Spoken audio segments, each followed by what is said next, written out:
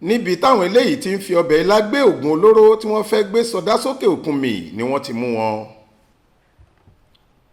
ọwọ́ àjọ tó ń gbógun ti oògùn olóró gbígbé àti ìlòkulò rẹ̀ lórílẹ̀‐èdè yìí National Drug Law Enforcement Agency NDLEA ti tẹ ògbólógbòó oníṣòwò egbòogi olóró kan Charles Nwagbali ẹni ọdún méjìdínláàádọ́ta àti ẹni tí yóò parí iṣẹ́ náà fún lásìkò tó ń ṣètò bí wọn yóò ṣe bá a gbé egbòogi olóró kokéènì lọ sókè òkun.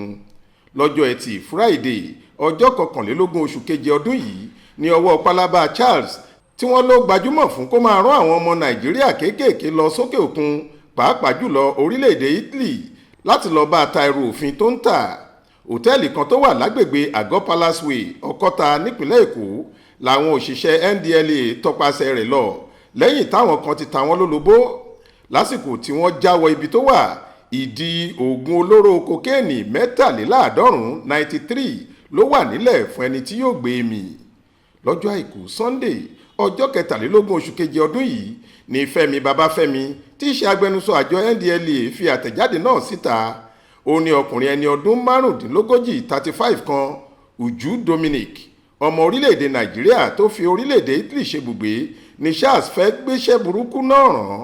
ó ní àjọsọ àárín wọn ni pé Dominic yóò gbé gbogbo egbòogi olóró tó ń lọ bí 100 náà mì lálẹ́ ọjọ́ ẹtì Friday ọ̀hún yóò sì gúnlẹ̀ sí orílẹ̀-èdè Italy ní ọjọ́ kejì tí í ṣe ọjọ́ sátidé. gẹ́gẹ́ bí ètò tí wọ́n ti ṣe kalẹ̀ ilé ìtura Golden Heaven Hotel tó wà ní Enoma Street Àgọ́ Palace Way Ọ̀kọ́ta nípínlẹ̀ Èkó ni wọ́n gbé ọkùnrin tí yóò bá a gbé egbòogi olóró náà lọ ní kété tó dé sílẹ̀ Nàìjíríà. ní nǹkan bíi aago 12:15 òru ọjọ́ ẹtì Friday táwọn òṣìṣẹ́ NDLEA débẹ̀ egbòogi tí wọ́n ti dì pẹlẹbẹpẹlẹbẹ sí ọ̀nà 73 ló wà nílẹ̀ tí Dominic yóò gbé mì. ó láwọn ti fi páńpẹ́ òfin gbé àwọn méjèèjì yìí.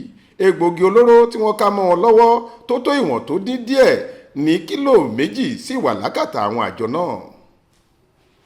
Monísọ́lá Sàká ló ṣàkójọ ìròyìn yìí fún iléeṣẹ́ tẹlifíṣàn Aláròye online. Faith Adébọ́lá ló kà á sétí ìgbọ́ yín.